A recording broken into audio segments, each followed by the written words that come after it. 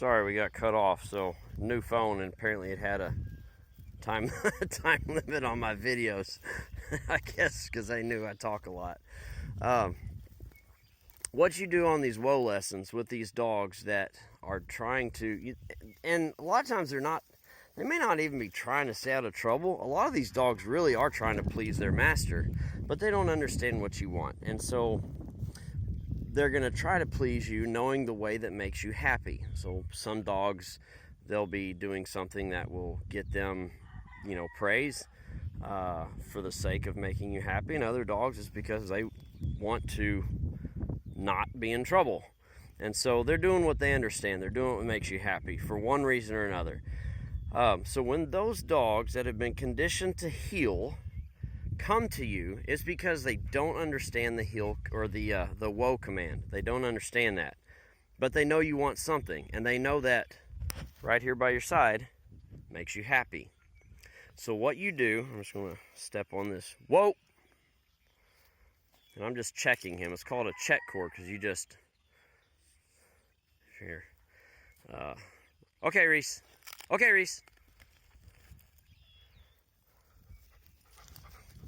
Good boy. Let him get out there to the end of it. Whoa! I just checked it. Just quickly checked it. Or checked him. I call whoa, and immediately after I start to say the word, there's no gap in there, I check the cord. So anyway, what you do with these dogs that, not him, but others that have been conditioned, whoa, to heel, and so they're trying to figure out what you want because they don't understand this new word you're using. When they come to you, I put my hand out and I go towards them. So I do, in fact, well, I'll see if I can demonstrate this. Hey, Reese, here. Whoa, whoa, whoa, whoa. Good boy, good boy. Good boy.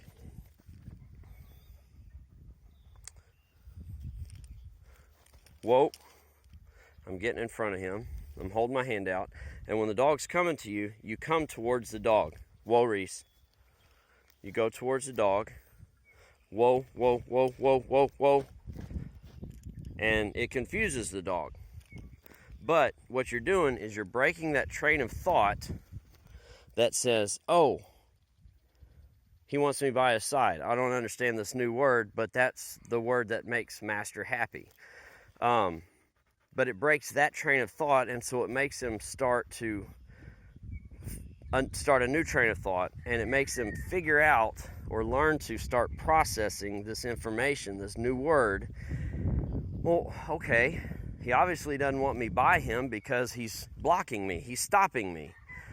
So what does it mean? And so the wheels in the dog's mind start turning, and the dog will learn that, okay, call whoa, I stop. If I don't stop, he stops me. And they start to put it together pretty quick. The reverse of that, this is just an interesting tidbit, you can kind of beckon a dog, especially like on a retrieve or a puppy that maybe you're trying to teach it recall, teach it to come, and the puppy doesn't want to come, or you've got a dog, like I said with retrieve, maybe they're a little possessive, they don't want to come to you, they think it's a game or whatever. So, whoa, Reese. Good boy. Whoa, whoa, whoa. So he broke whoa right there. Whoa. Good boy. Good dog. And when you praise the dog for doing a whoa, you don't, whoa. Let's say I whoa'd him from way back here. I don't start praising him from back here because I don't want him to come to me. I want him to understand whoa is whoa. Because if I'm back here, whoa, it's turned out to be good for this lesson after all. If I start praising the dog for whoa back here, a lot of the dogs instantly think, oh, I'm released, and they start coming to us. when do they get the praise? They get the praise when they're back at your side over here. And so you're reinforcing recall, and so they may start to confuse the word whoa with a recall command. So the dog comes back to your side, they get praised here after they've made that trip back to you. You don't want that. Not if you're teaching whoa. If you're teaching whoa, you come back up to the dog. Good boy, Reese, good dog. And you praise him where you whoa'd him. Whoa. So anyway, I lost my train of thought there for a second. I apologize, but yeah, maybe it'll come back to me. If you are trying to teach whoa and the dog's coming to you because it doesn't understand the word and it's probably been conditioned to heel, or not just heel, but conditioned to recall. That's another thing we teach our dogs early on, is to come back to us. So whatever the reason that it's coming to you during a whoa lesson, it's trying to do what it understands. It doesn't understand the new word, but it understands you want something, and it always got praised when it came back to you. Whether it's at your side, whether it's in front of you, whatever the case is. So what you will want to do is break that train of thought. And he has been taught to heel, and he does a really good job of it too. Good boy, Reese. But you break that train of thought. He's just going along with me. By coming at the dog. Oh, I know what my train of thought was. You can beckon the dog on a retrieve or whoa. See, I didn't even check him there. He's learning that association. You can beckon the dog to you. Come, Reese, here, come on, good boy. Oh, that's a good boy. So he gets praised for recall there. But I wouldn't have done that if I was trying to reinforce whoa over there. Whoa, good boy. So anyway, you can beckon the dog to you by going backwards, beckoning it. You know, a young puppy or, any dog that, doesn't want to come to you, but particularly puppies because they're very social oriented. They're not quite as independent as an adolescent dog. And then a dog that you're training to retrieve. Good boy, Reese. You're a good dog. A dog that you're training to retrieve, and it thinks it's a game or, wants to eat it or whatever, maybe isn't sure. Let's say in a testing situation, you've got judges standing behind you.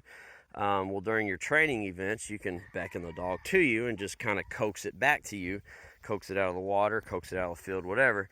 That gets them to come to you, going at them with a flat hand out, teaching them whoa. It breaks that train of thought that says, I want to come to you. So, with Reese here, you're a good dog, Reese. You're a good boy. I'm gonna put the check cord on outside of your legs, buddy.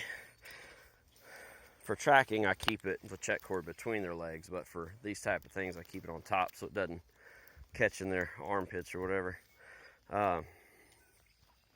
Anyway, so, okay, Reese. I use the word okay to release. Whoa! Whoa, Reese. Whoa.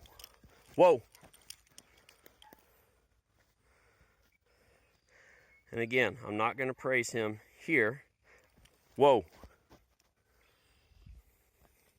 Breaks that train of thought. Whoa. It breaks that train of thought in his mind. I'll come to him. Good dog. Good whoa. Good whoa. Good boy. Good boy. Good dog, Reese.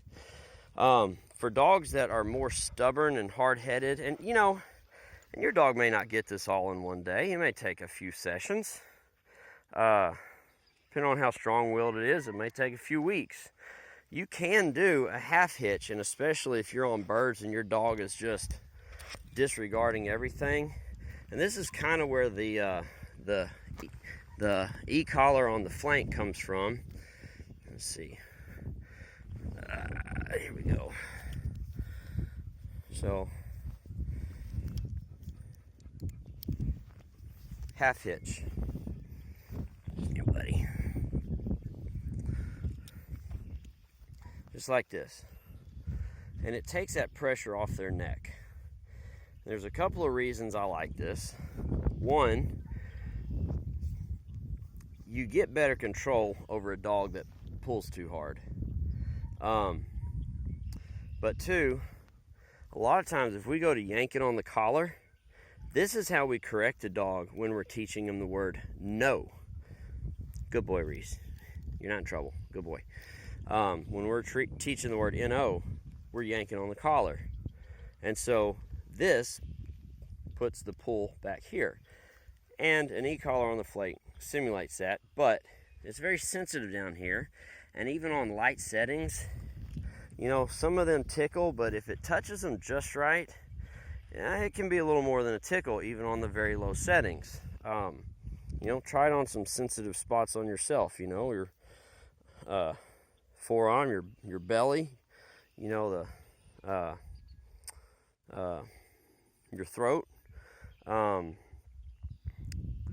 It depends on how those prongs make contact. They may or may not deliver more than a tickle. And if you have a really sensitive dog, there's just no reason when you can accomplish it like this. The other thing is, putting e-collars on, they can get wise to it. They can also get wise to this. So, you have to kind of gradually condition them to these things. But I think this is a better method than an e-collar. Whoa. And so especially if I'm working a very hard-driven dog on birds or something, and you know the neck alone doesn't work, then I may put this here on the half hitch on their flank. But also I want to go back to just a quick side thought here. When I was saying we teach the word no, we teach a correction by yanking on their leash. I want to differentiate that between that and checking the dog. A correction is, you know, we're yanking, we're hollering at the dog, and so on. But with the check cord, we're checking the dog. It's just a very, you know, whoa, whoa, whoa. Just a light check is all it is. On those hard-driven dogs, when it's going to require you to hold on to this, and it's going to be more than just an easy check, you can put more of a pull right here, and they will respond a whole lot better to it. Now, once they get conditioned to that, you can take this off, and usually they'll respond to this. You can use a prong collar. Yes, you're a good boy. You can use a prong collar. This is kind of wadded up in my pocket. And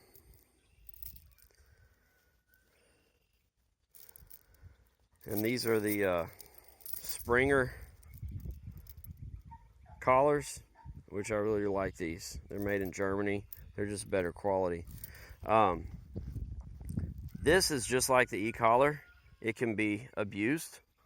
If you know what you're doing, and he just doesn't need this. He's just a very responsive dog. You can use this, but again, you're checking the dog. And a lot of times they will slow themselves down, like on a track, or you know, or if they're running hard after birds or something like that. Whoa, good boy, Reese. So this is not really always necessary, and I seldom have to use it on whoa training. But it's just another tool, and it depends on the dog. Usually, what I'm doing right here works well, and we transition from, say, a 20-foot check cord to a 30, and then we start working them around distractions, like around, we'll turn some ducks loose, or some chickens, or rabbit, or, you know, whatever, and you know, make sure that they have the lesson solid. And sometimes that's where you figure out, okay, maybe they understand the lesson, but they're a little disobedient, or maybe the dog's not really in tune to me. And so you can tackle that by doing a little more bonding with the dog, And depending on the dog, you may have to be a little more stern with it. Come on, Reese. Whoa. Whoa. Whoa.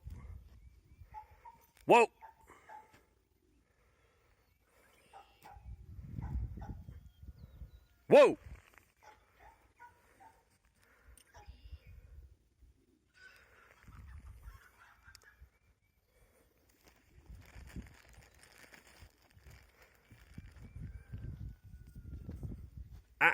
Whoa. Here, Reese. Whoa. I hadn't released you. Okay, Reese. Okay. Good boy. Reese, here. Here, Reese.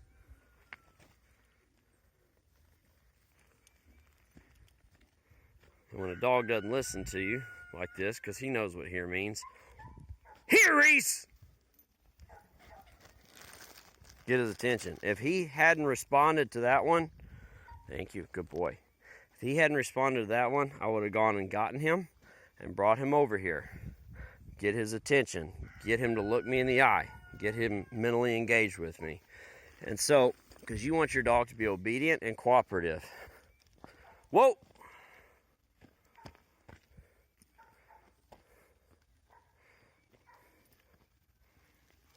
Whoa!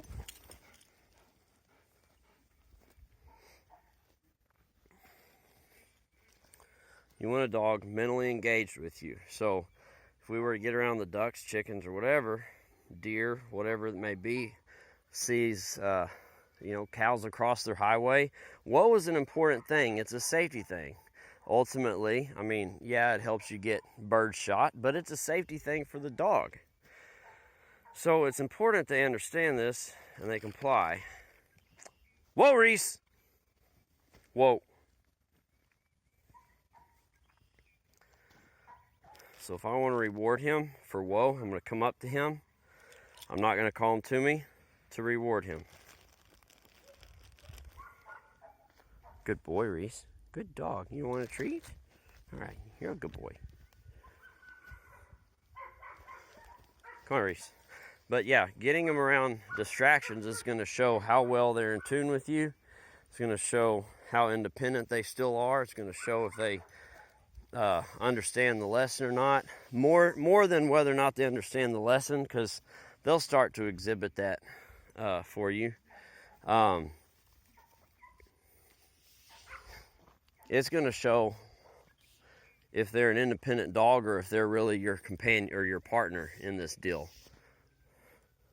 Whoa! Whoa! Now, if I give him a recall command here, then the whoa lesson is finished. Whoa, Reese! Whoa! The whoa lesson would be finished and the recall has started. I won't start praising him here, which would, in his mind, release him to come, because then he's going to associate that praise with, the whoa lesson. Or not the whoa lesson, but he's going to think that he's released from the whoa, and then he's going to associate it with coming. If I want to praise him for whoa, I'm going to come to him. But if I give him a release command or a hear command, then I am transitioning from one to the next. Reese, here. Reese, here. Good boy. That's a good dog. Okay, Reese. I'm not even going to hold the cord now. And this is part of the advancing in the lessons too, is we'll let them drag this cord around without holding on to it, without distractions. I'm not going to turn a dog loose around distractions unless I know I can trust them. Reese, whoa! Whoa! Whoa, Reese! Whoa! Whoa!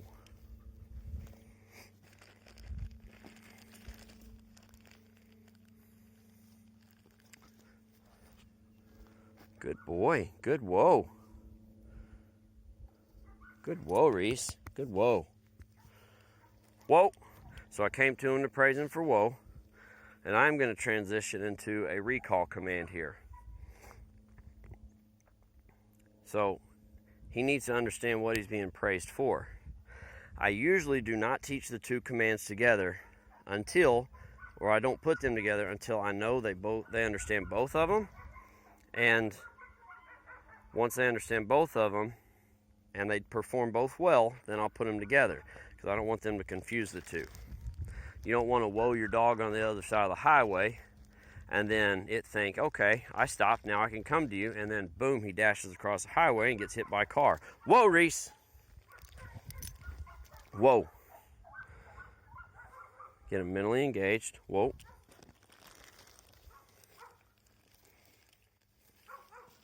Here.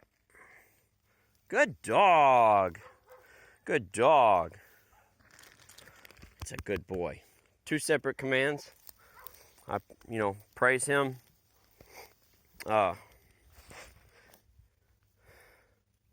Accordingly. Reese, here. He's blowing me off. Reese, here. Good dog. He usually responds on the second one, which he should respond on the first, but while you're training, use two commands. Don't yell at him 15 times. Use two commands and let him respond to you. And then if you have to go get him or make a correction, go ahead and do it. So we do this. We'll do it with the leash, but not holding on to it. We'll do it around distractions, and distractions could be anything. I mean, you could go to a city park or something, but, don't turn them loose until you can trust them. So do your distractions on leash, and then you'll graduate from that to going distractions, dragging the leash, and then distractions off leash. In that process, we will also go to areas where there are no distractions, and we will do off-leash work. But that comes after doing, loose leash work. So I guess the right order of that is whoa, short leash, and then longer leash, whoa, whoa.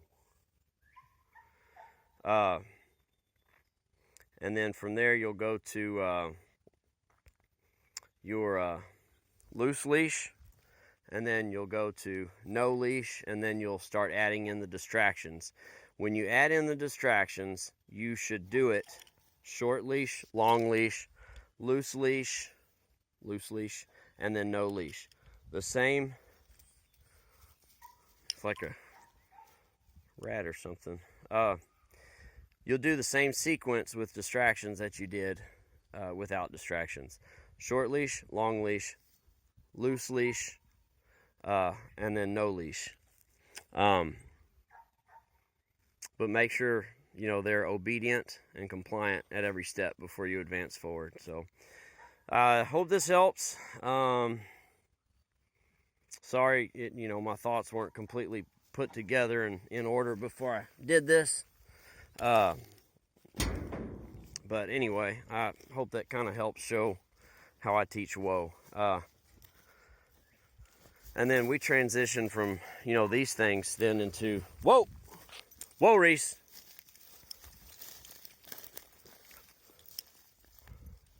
Whoa. Now here's a distraction, so we can add that into today's whoa. Reese, here. He's blowing me off. Reese, here. Just go get him. All of this will end up being a foundation for teaching steadiness. Steadiness to flush, or to shot, to flush, to wing, and to fall. Once you, I'll add this in there. A dog's mind it puts everything in little boxes. Everything is very compartmentalized, very specific. Making too big of jumps sometimes is more of a challenge for some dogs to transition. And so having all these steps done with the check cord on these whoa lessons,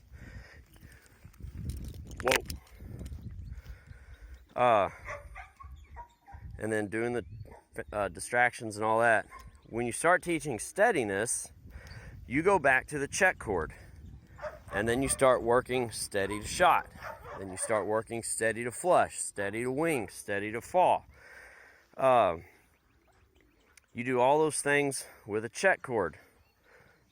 And I wouldn't say you have to do 20 feet. Start at the end of the check cord. I mean, you may start closer, but you may start back here too.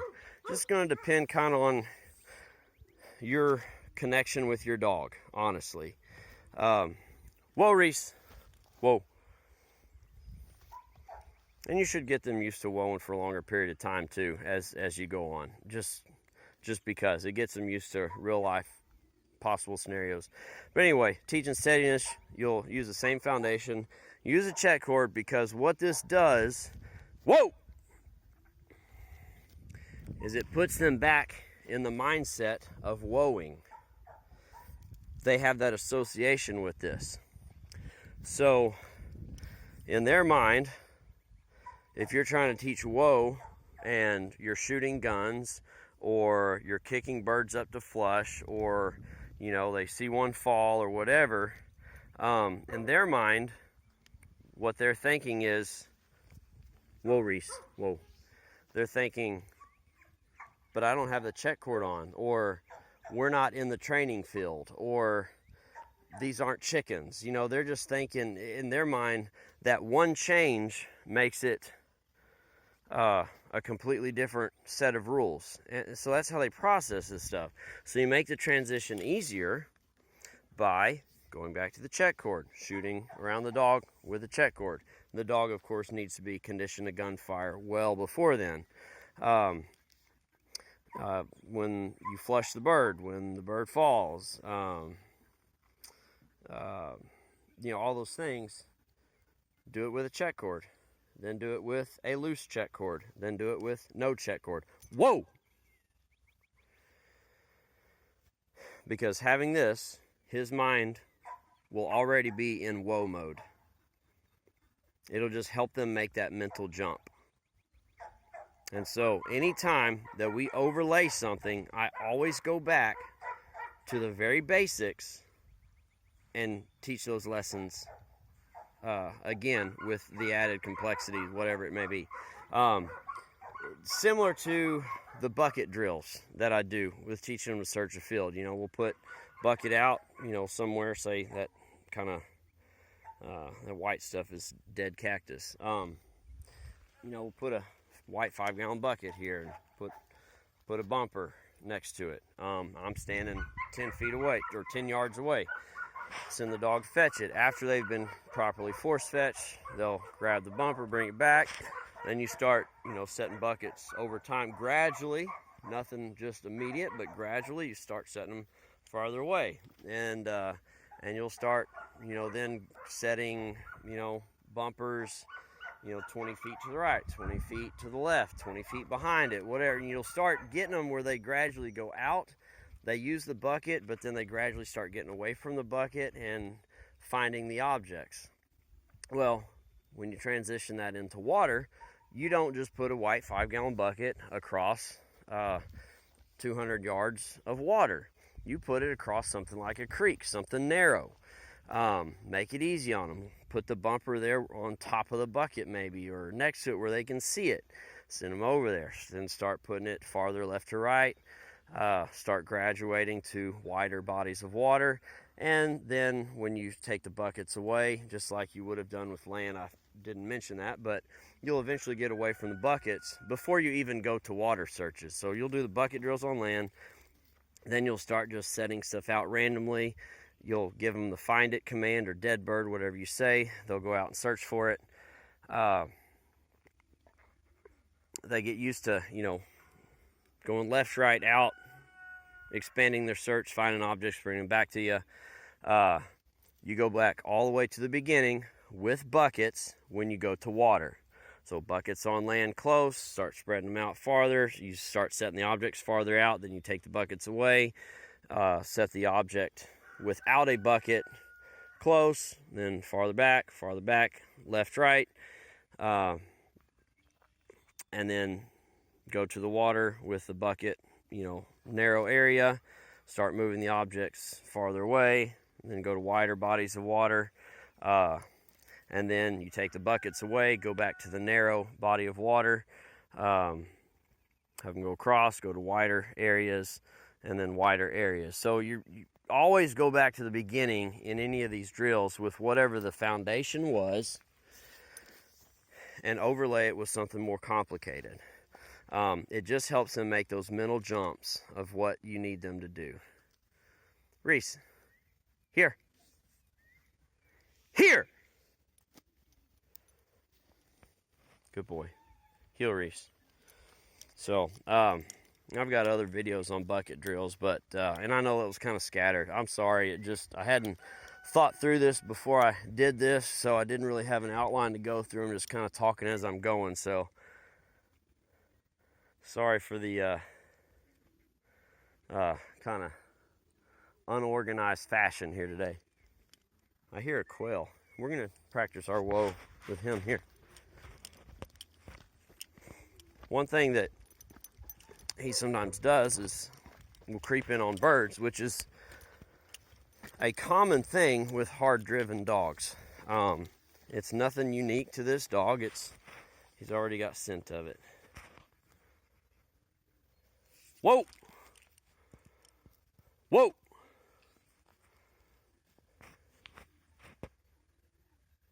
Whoa! Whoa, Reese!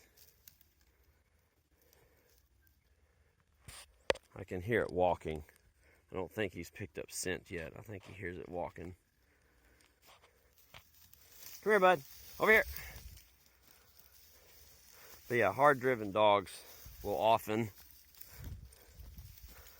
creep in on birds. And so these whoa lessons are good for, cleaning that up too.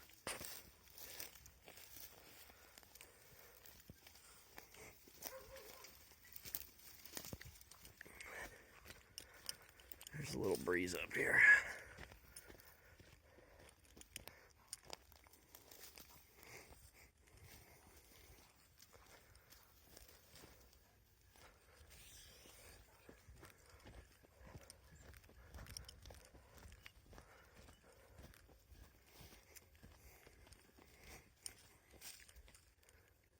Whoa. Yeah. I actually saw it moving in there. Whoa, Reese! There's 3 of them. And now he's like, what happened? Where'd they go? There's another one.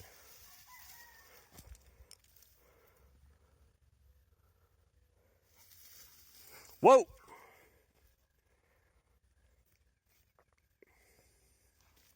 I just heard one of them calling a minute ago, so I thought I'd come check him out. So now he's hunting.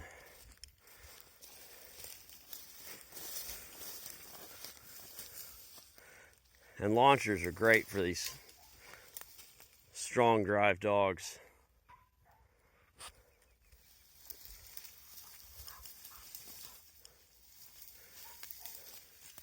He's all tangled up in the weeds. Oops.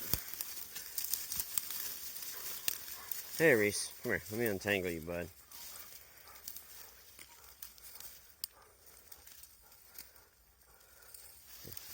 Come here, buddy.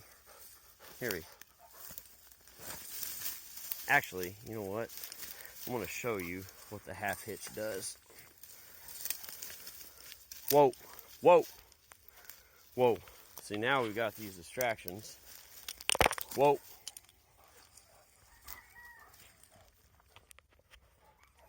Whoa, Reese. Whoa. Whoa, Reese.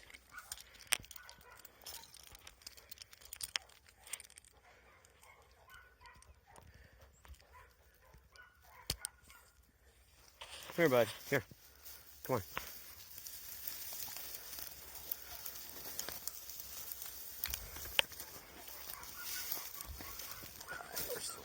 back here.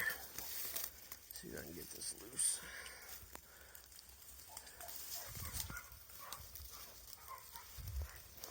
Reese, come here. Good boy.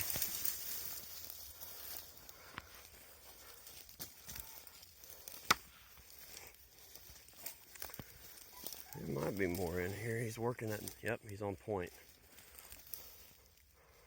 Whoa. Yeah, he might be a little unsure. Whoa.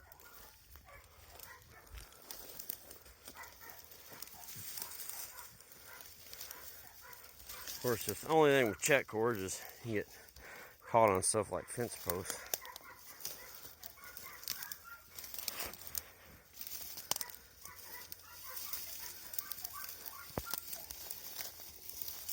I think if there was one in here, it already flushed. He kind of briefly pointed, but he didn't look all too sure. And then he started moving, so I think it had already moved. Whoa! That half hitch just transfers that pressure. I think I saw where a couple of them landed over here.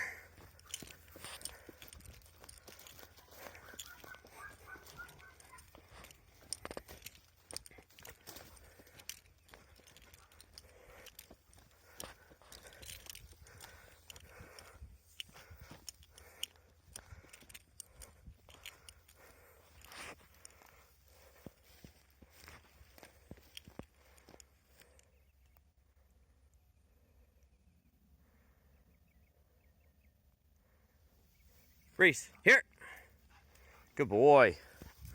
Thought I saw him land kind of to my left over here. See if he catches wind of him.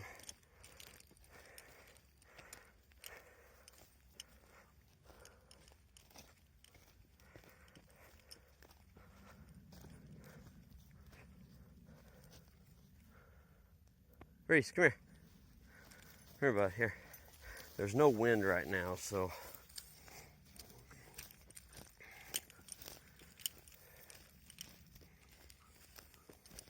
they may have flown farther than I thought they did.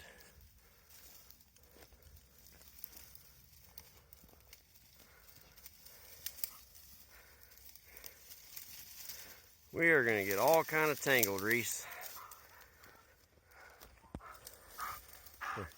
Here, buddy. Come on. Attaboy. Here. Come on. Yeah. It's one thing with check cords. Try not to do them in thick brush. Then you run into stuff like this.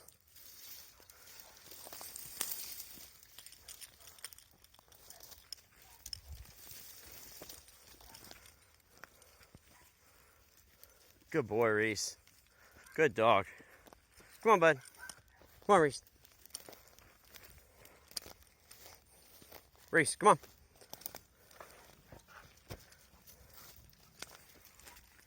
Here. Good boy.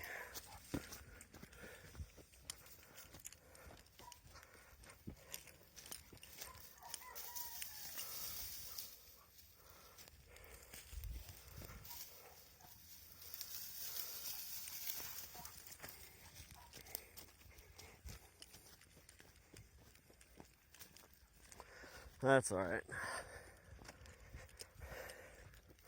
We're getting another order of quail this weekend, so we'll do some more drills, but I thought maybe we could just get them on some birds and work the half hitch a little better and show a little more. But come on, Reese. Come on, buddy. Good dog. That's a good boy. Yeah. All right, come on.